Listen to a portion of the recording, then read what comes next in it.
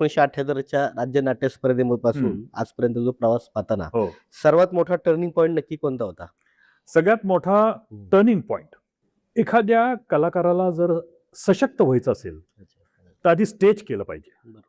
नाटकाला पर्याय नाही, कारण नाटक तुम्हाला सगळं काही शिकवतं. बोलायचं कसं, अभिनय करायचं कसं, चेहऱ्याचे हावभाव कसे ठेवायचे, हे सगळं तुम्हाला नाटक शिकवतं. का?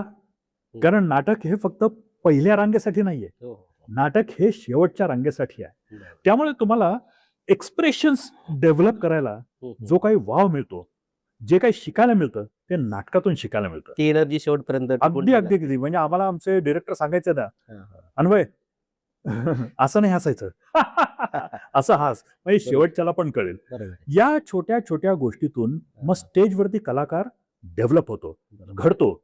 आणि मग या माध्यमांमध्ये आता कॅमेरा असतो, कॅमेरा अगदी बारीक बारीक गोष्टी टिपतो, तिथे तुम्हाला एवढं लावून नाही केलं तरी चालतं, पण स्टेज तुम्हाला ते सगळं शिकवतं. स्टेज पण तुम्हाला कव्हर करायचं असतं. आणि हा जो अभिनयातला जिवंतपणा असतो ना, हे स्टेज तुम्हाला शिकवतं. नक्की नक्की.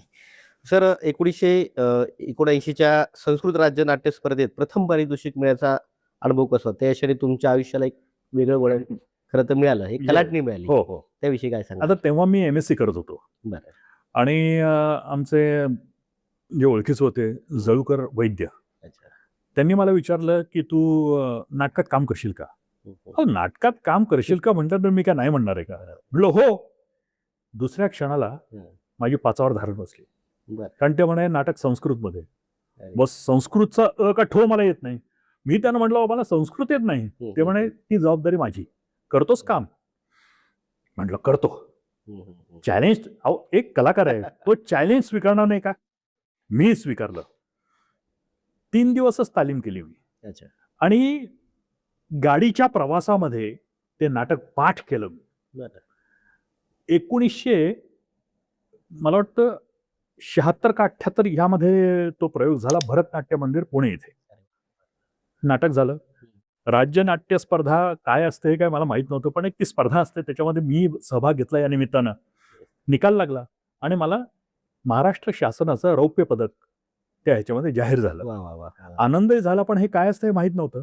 नंतर जेव्हा हळूहळू हळू त्या क्षेत्रामध्ये प्रगती होत गेली, अनेक राज्य नाट्य स्पर्धा केले आणि सलग 3 वेळा मला रौप्य पदक मिळालं. मग मला त्या पारितोषिकाचं महत्व, की हे का असतं, चला आपल्याला काहीतरी करता येतंय, लोकांना आपला अभिनय आवडतोय, हीच पावती असते. आणि तसा तो नाटकातला प्रवास सुरू झाला.